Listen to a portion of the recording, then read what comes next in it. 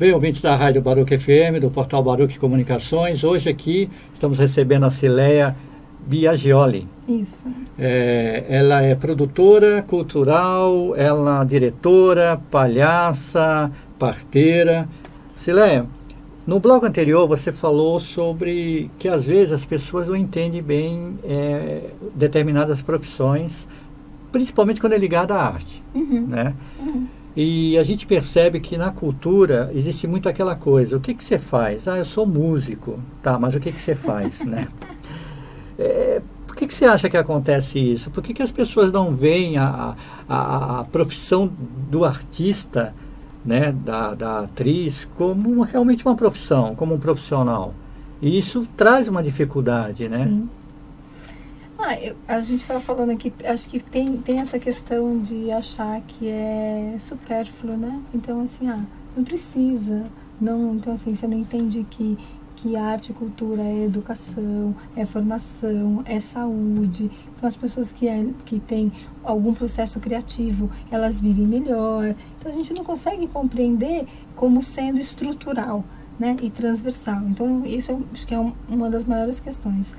E aí, na estrutura como as coisas se construíram, por exemplo, a própria educação, existe uma precarização, né? Eu sou pedagoga, né? E na minha formação de pedagogia, um professor que me falou assim, de um filme que o cara ficava 300 anos congelado. E depois desses 300 anos que ele voltava, ele não reconhecia o mundo em nada, que estava tudo completamente diferente. Mas quando ele sentava na escola, ele se reconhecia porque estava igualzinho a professora e o giz. Então a gente vê um avanço tecnológico de tudo e um não avanço, né, em relação à educação e à cultura. Por exemplo, o Teatro de Rococós, a gente sempre trabalhou muito com escolas. E o nosso desejo sempre foi assim, como é que o professor consegue entender que o teatro pode ser ferramenta? Então, assim, vai ler um livro, vai assistir uma peça, vai assistir um filme, e você conseguir ir ampliando, né, a sua didática para além daquilo que foi dado. E despertar, né, Cileia? Eu acho que o mais importante é despertar a curiosidade dos alunos, porque aquela questão que você bem citou, eu acho que também na educação, a gente está com a metodologia do século XVIII, XVII, em pleno século XXI, né? Sim. Aquela coisa do professor e do aluno, aquela passividade, aquela coisa de eu sei como professor e eu te passo e você recebe, não existe mais no meu modo de ver. Tem que ser uma coisa mais troca de energia, troca de saberes, troca de conhecimento, né? E eu acho que tem que estimular muito o aluno. Sim. O aluno hoje, tudo que ele vê, que ele fica muito passivo, que ele não interage, ele não presta atenção. Por isso que a multimídia, né, tá aí. Sim. É muito mais fácil para eles irem no Netflix, ficarem no joguinho no celular, do que prestar atenção numa aula. O meu filho hoje, ele falou assim, eu não consigo entender por que a minha professora pede para eu copiar o texto que está no livro. O livro é meu. Ele leva para casa aquele livro. Então tem coisas realmente que está muito atrasado, né? E é claro que sim, que você vai trabalhando com jovens, trabalhando com tudo isso, você tem que se avançar, você tem que ir para frente. E aí a arte, a cultura, de alguma maneira, ela acaba sendo vanguarda. Ela acaba indo para frente de algumas coisas, de alguns questionamentos. E isso traz, né, vários olhares, né? E aí, assim, existe acho que várias coisas. Existe a questão artística, que muitas vezes não consegue se inserir na sociedade. E existe a sociedade que não consegue acolher a poesia, a arte em si. Existe uma polonesa chamada Hannah Arendt, e ela fala um pouco assim, que o papel do professor, ele está entre a tradição e o novo, que a criança é o novo e a sociedade é a tradição, e que ele tem o papel de fazer com que esse encontro seja tão fluido que a tradição se modifique com o novo e o novo compreenda essa tradição. E eu acho que o papel do artista é muito isso também, né? Ele é um educador, ele é um formador, ele é um transformador. Então, como é que você faz então esse encontro, né, para que ele consiga ser harmônico e caminhar? Eu acho que assim, que a gente aqui em São Paulo, a gente teve alguns avanços. Não sei se você conheceu o movimento Arte contra a Barbárie. Já ouvi falar. que foi um movimento que trouxe as leis italianas e francesas, e ele começa em final de 99, começo de 2000, e a gente então escreve a primeira lei, que é a Lei de Fomento ao Teatro, né? Então a gente tem a primeira pergunta, né? O dinheiro público tem que ir para isso? Porque essa é a primeira pergunta. Assim, não, mas o dinheiro público vai para a educação, vai para a saúde, por que segurança. Que não vai? Segurança, por que o dinheiro público não pode ir para a arte, cultura, que é tudo isso, né? Então, por que não pode ir? E aí a gente tinha, então, a Lei Rouanet e a Lei Mendonça, naquele momento, que terceiriza o trabalho, né? Que seria do governo. Então, dá na mão dos empresários, que claro que vai ter um olhar capitalista para a arte. Então, entre dar o dinheiro público para alguém famoso, que vai melhorar o marketing dele, e dar para um projeto que acontece no meio de uma comunidade, que não vai ser visto por tantas pessoas, é claro que ele vai dar para um lugar que ele vai ganhar mais visibilidade. Então, a gente foi estudando tudo isso, vendo tudo isso, e então escreveu a primeira lei, que é a Lei de Fomento ao Teatro da cidade de São Paulo, que eu acho que foi a primeira lei que, assim, existe uma comissão que faz essa escolha e o dinheiro vai direto para esses artistas. Depois disso nasceu então a Lei de Fomento à Dança, a Lei de Fomento ao Circo e os VAIs, que é a Lei de Incentivo à Iniciação Artística, né? Que é para jovem. Tem o VAI 2, que também amplia tudo isso. Que foi acho que as coisas que mais então conseguiu manter e fortalecer, né, essas periferias, esses lugares, porque se você faz estudar teatro na Globo, daí você faz alguma coisa que preste, porque senão isso não é arte, isso não é teatro. Você vai para televisão? Você faz. Você é atriz?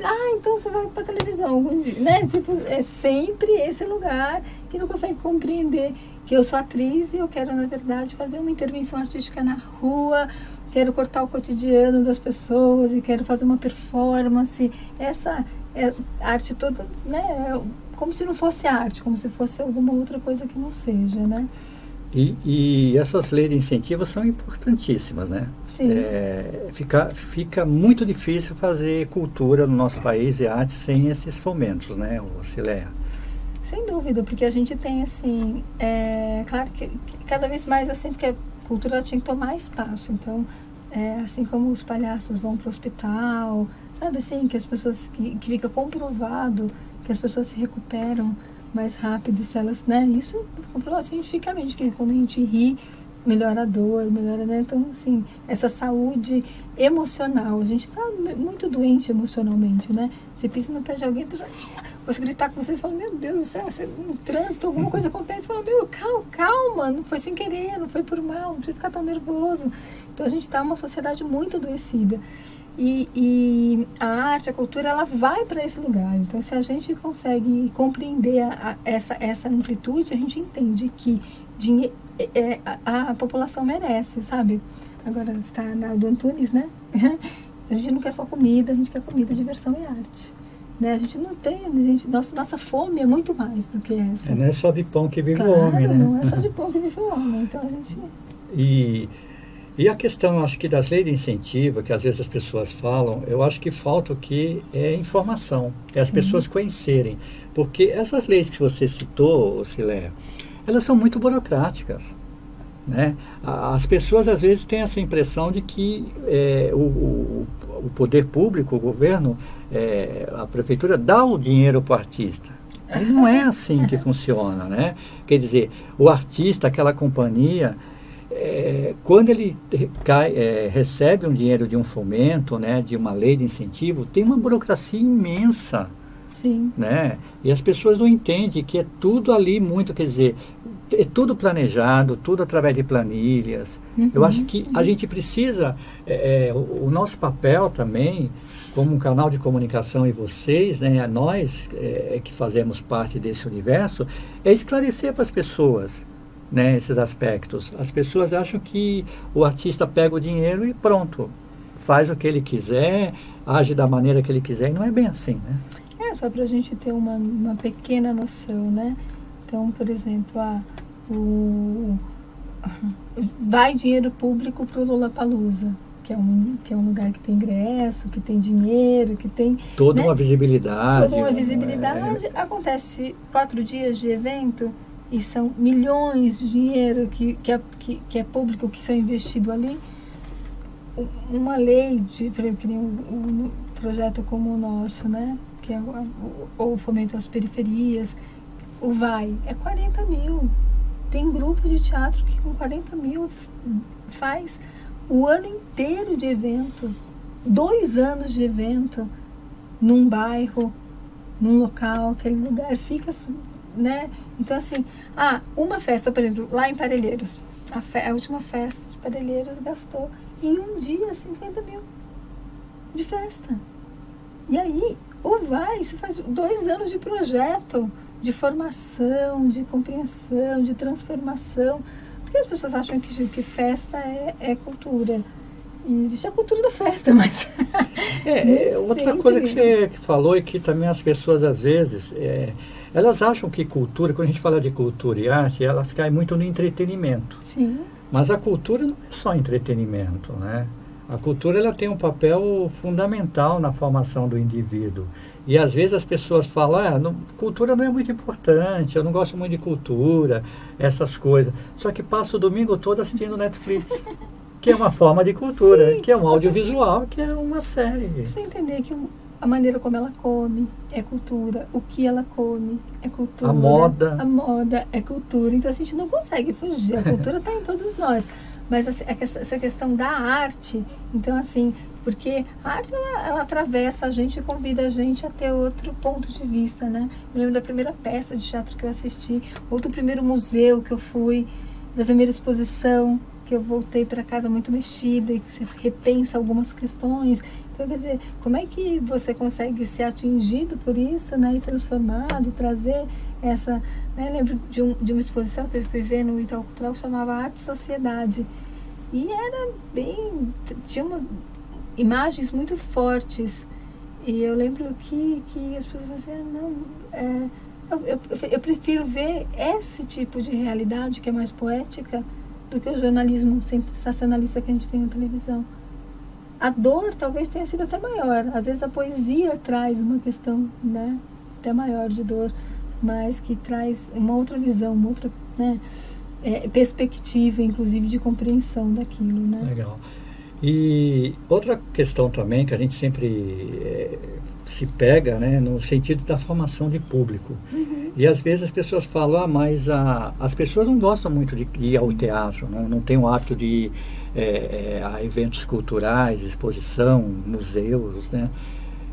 Realmente, assim, na tua avaliação, você que é uma produtora cultural, você que trabalha na periferia de São Paulo e desenvolve vários projetos, as pessoas não gostam mesmo de cultura, não gostam mesmo de teatro, não gostam mesmo, ou não têm oportunidade, ou o que acontece, ou o que precisamos fazer para criar esse hábito nas pessoas? A gente sempre teve projeto em escolas, né? E eu lembro de um projeto que a gente teve numa escola, nas escolas, que eu ia de sala em sala falar para as pessoas, né? Eu ter teatro na escola para convidá-las para assistir. Aí eu entrava lá e falava assim, quem aqui gosta de teatro? Aí 2 pessoas levantavam a mão. Aí eu perguntava, e quem aqui já foi ao teatro? As mesmas 2 pessoas levantavam a mão. Aí eu falava assim, então, a gente não pode dizer que a gente não gosta de uma coisa que a gente não conhece. Então, é um universo desconhecido, né? Então, você fala, você não gosta de... Você só vai saber se você não gosta de maçã se você experimentar maçã. E olha só, o teatro é fruta, tem várias possibilidades. Tem fruta que você gosta, tem fruta que você não gosta. Mas tem que assistir várias peças ainda para saber se você gosta de teatro ou não. E por que vocês não foram? Tia, porque é muito caro. Cara, o SESI tem peça de graça, tem casa de cultura que tem peças de graça. Será que é por conta dessa questão do dinheiro? Aí eu perguntava, né? Lembra do Play Center? Quem aqui já... Aqui em São Paulo, para quem é de fora, era um parque de diversões, né, que tinha aqui no bairro do Limão, aqui na cidade de São Paulo, muito famoso. Isso, só para os ouvintes terem uma ideia, a gente vendia o ingresso da peça de teatro a R$3, a condução era exatamente 2, era mais barato do que a condução, e o ingresso para o Play Center estava 40. Aí quando eu perguntava, quem aqui já foi no Play Center? 2 não levantavam a mão, porque todo mundo ia. Então, assim, é uma cultura do que é o divertimento, do que tem que ser feito. Então, quer dizer, com 40 reais que você gastou no Play Center, com quantas peças de teatro você consegue assistir, né? Você, então você paga R$2 no salgadinho no intervalo, então você fica um dia sem gastar no intervalo. E outra questão, né? Além desse aspecto financeiro, Cileia, também tem aquela questão de achar que o teatro, né, e a cultura é elitizada, né? Que eu não vou me sentir bem nesses lugares. Sim. Não, mas teatro não é para mim, né? Seja no... Sim, acho que é por isso que o Teatro de Rococós, inclusive, escolhe para a rua, porque dá para entender, né? De dizer, mas a cultura popular, ela sempre teve essa manifestação muito junto. Então, assim, as coisas também se confundem do que é coco, do que é teatro, do que é aquele trabalho lindo que o Tião faz no Morro do Querosene, com o resgate do boi, né, de São Luís do Maranhão. Do folclore. Então, isso sempre se mistura. E aí, quando a gente vai para aquela caixinha preta e fica ali, aí, né, lembro quando eu fui a primeira vez no Teatro Municipal, eu não assisti o que eu estava... Era uma dança, eu nem assisti, fiquei só olhando para o teatro. Não, porque é tão grandioso, então assim, é importante tudo, é importante incluir o verde, o amarelo, o rosa. A experiência para mim foi incrível de entrar ali no Teatro Municipal. É enriquecedor, né? Sim, sem dúvida, transformador. Como a gente também convida essas pessoas a verem o teatro da rua, acho que o teatro de rua é um grande formador de público. Isso aqui é teatro? Então qualquer dia eu entro lá naquela caixinha para olhar, né? Porque também penso que vai ser alguma coisa muito diferente, que não vai dialogar com, né? Que o Manuel Bandeira dizia, né? O bom poema não é aquele que a gente lê, é aquele que dá a impressão de que está lendo a gente, né? Então, quando ele acha que está muito fora da realidade dele, ele fala, não é.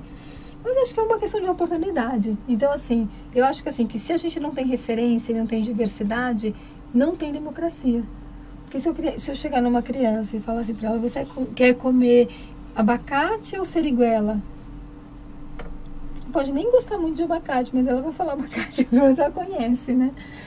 Você vai falar que quer comer alguma coisa, é muito mais difícil. Então, quando você tem um terreno vazio, que você fala para uma criança, você quer construir um teatro ou um campo de futebol?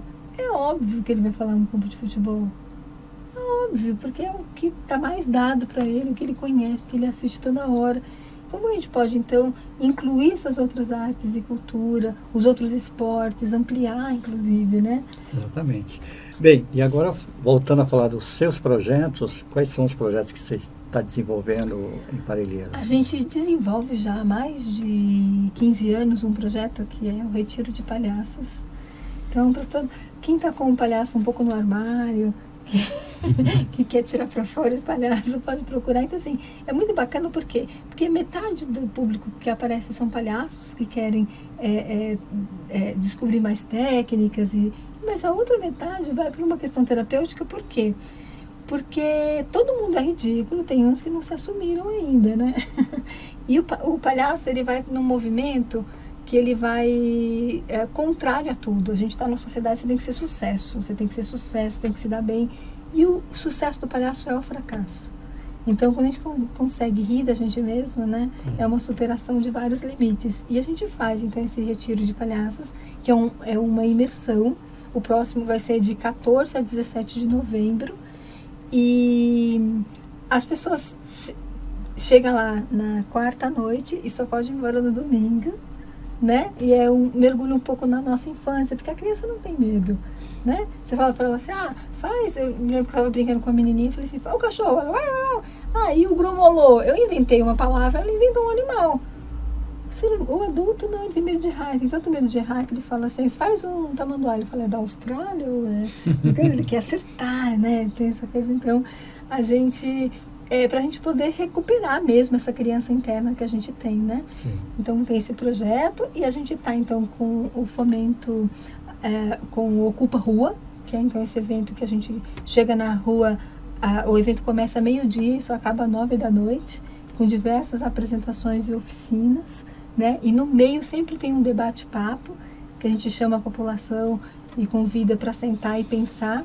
Esse último que a gente fez foi sobre a diversidade e a gente chamou então um homem trans, uma mulher para abordar a gordofobia, essa questão, sabe, assim, então foi super bacana, a população conseguiu falar o que ela pensava. Quando a gente fez lá no Marcilac, a gente, como era maio, né, e é o mês do trabalhador e é o mês das mães, a gente chamou Mães Trabalhadoras, né, e aí, assim, a gente chamou uma escritora, uma agricultora, uma professora e uma empresária da região, e cada uma delas falando um pouco, né, então esse projeto chamou Ocupa Rua, e ele vai acontecer ainda mais 5 edições, né? Que o próximo vai ser em novembro, janeiro, fevereiro, março e abril. São mais 5 edições. E a gente tem as aulas permanentes, então, de circo, música e teatro de rua. É aberto ao público, é gratuito, né? Está dentro do projeto do Fomento. E a gente está agora com uma mostra, que é a mostra ali no Rojas, que é com o pessoal do movimento de teatro de rua. A gente apresentou no final de semana passado no Teatro Flávio Império. E aí agora em dezembro, de 9 a 13 de dezembro, vai ter mais espetáculos aí espalhados também pelos centros culturais das casas de cultura daqui de São Paulo. Bacana. Bem, e quem quiser saber mais informações sobre a companhia, todos esses projetos e tudo, quais são os canais de interação que vocês têm? A gente tem Instagram, Teatro de Rococós, a gente tem o Facebook também, Teatro de Rococós. Pode curtir, porque um também está ligado com o outro, né? E pode acompanhar a gente então nas redes sociais. A gente sempre promove o evento do que a gente vai fazer, então a gente sempre vai receber aí os avisos. A gente tem um canal do YouTube, também tem várias coisas que a gente também produz, de todos os eventos que a gente faz, tudo que a gente acaba fazendo, a gente coloca lá para todo mundo conseguir acompanhar. Legal. Bem, Cileia, quero agradecer muito a sua participação aqui na Rádio Baruch FM, no portal Baruch Comunicações. Seja sempre bem-vinda. Muito obrigada. A Baruch é esse espaço alternativo, esse espaço para fomentar e divulgar educação, cultura, diversidade. Então, é um prazer tê-la aqui sempre. Obrigada. Eu que agradeço.